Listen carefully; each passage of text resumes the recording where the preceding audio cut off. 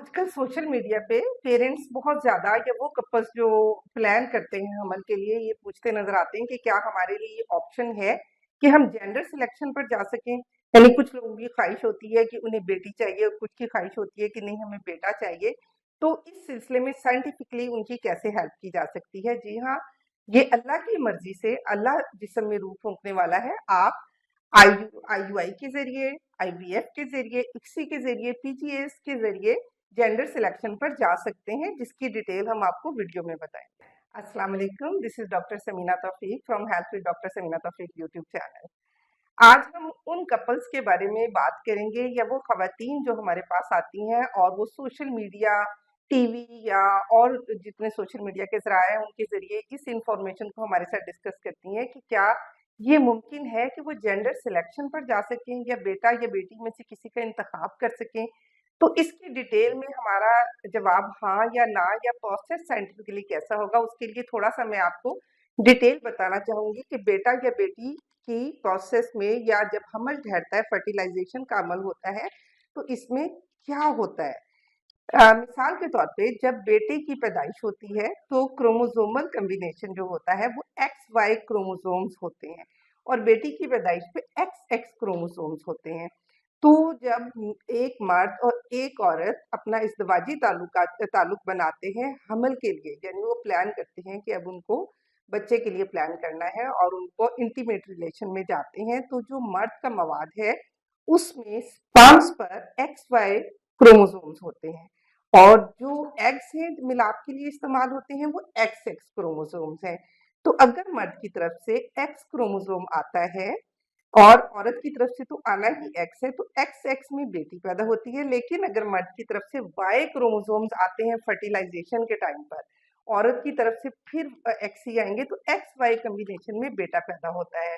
तो एक चीज जो 100% क्लियर है कि बेटा या बेटी, इसमें मर्द का रोल है। उसका जो मवाद होता है, जो सीमन है, उसमें जो स्पर्म्स हैं, उनमें जो क्रोमोसोम्स हैं एक्स वाई, वो उसमें वाई जो क्रोमोसोम है वो इसका जिम्मेदार है कि उसका कॉम्बिनेशन, उसका मिलाप औरत के एग में एक्स क्रोमोसोम से हो रहा है तो बेटा होगा।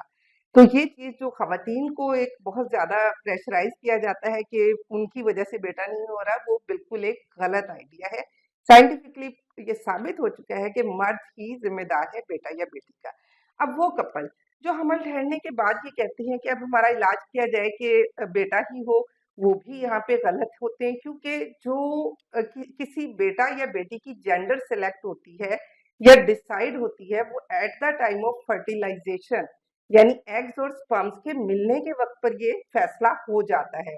इसके बाद तो सिर्फ एम्ब्रियो ने ग्रो करना होता है, नशोनुमा पानी होती है।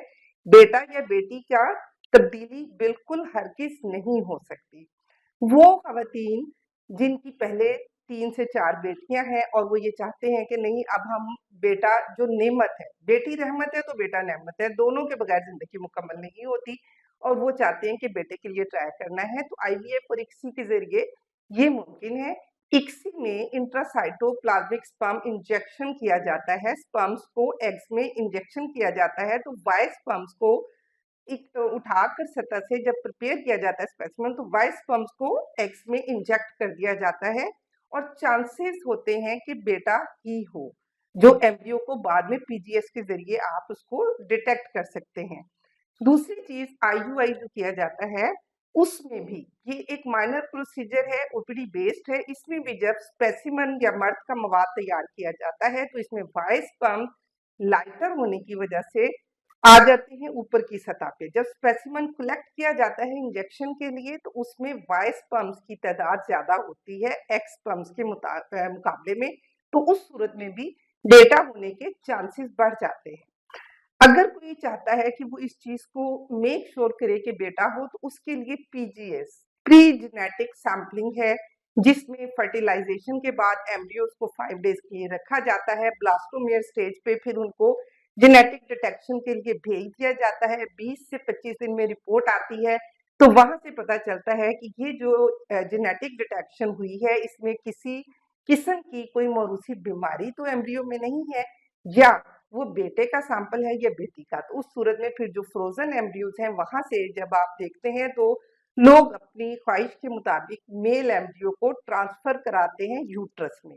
उस सूरत में यूट्रस में आपके मेल एम्ब्रियो ट्रांसफर हो गया, लेकिन ये कभी भी 100% नहीं होता। ये भी अल्लाह ताला की ज़ात है जो किसी भी जिस्म में रूह फूँकने वाली है। जब आपने मेल एम्ब्रियो भी ट्रांसफर कर लिया, वो आगे चलता है, वो पूरा एक 9 महीने का सेहतमंद बच्चा पैदा होता है, बेटा पैदा होता है। इस सब चीज़ का इख्तियार अल्लाह के पास है। साइंस इसमें सिर्फ आपकी मदद कर सकती है। इसका सक्सेस रेट कितना है कि बेटा ही और बेटी हो, वो कपल जो ये ट्राई करते हैं कि अब हमें जेंडर सिलेक्शन पर जाना है, तो उनमें सक्सेस रेट उन खवातीन का ज्यादा देखा गया है जिनके यहाँ पहले से औलाद मौजूद है। वो कपल जिनका पहले से औलाद मौजूद नहीं है, उनका सक्सेस रेट इसके मुकाबले में कम है। तो ये वो तमाम बातें हैं जो मैं उन खवातीन के लिए जो जेंडर सिलेक्शन पर जाना चाहती हूँ, मैं कहती हूँ कि इस वीडियो को आप डिटेल में देखिए, आपको अपने तमाम सवालों के जवाब मिलते हैं। इसके मुतालिक किसी भी आपके ज़हन में सवाल आ रहा है, कोई आप प्रोसेस पूछना चाहते हैं, तो आप हमारे साथ राब्ता कर सकते हैं, कमेंट सेक्शन में अपने सवाल भेज सकते हैं। फ़ी अमान अल्लाह।